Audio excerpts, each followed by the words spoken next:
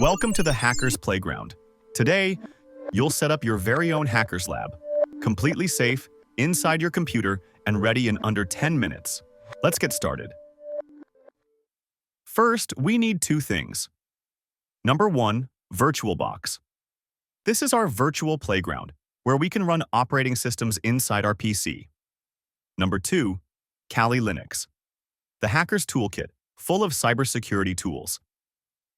Head over to virtualbox.org to download VirtualBox and kali.org/getkali to grab the VirtualBox image. Links are in the description.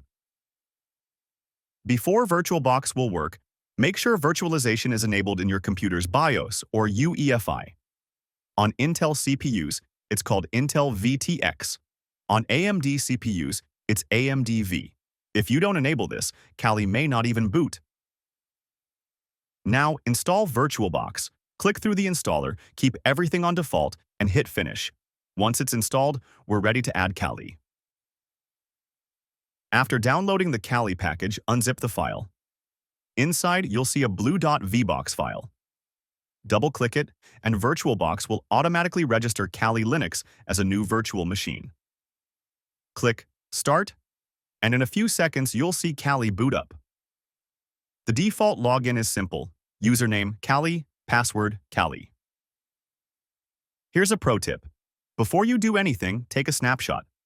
Right-click your Kali VM, choose Take Snapshot, and name it something like Fresh Install. This is your time machine. If you break something during your experiments, you can instantly roll back to this clean state. And there it is.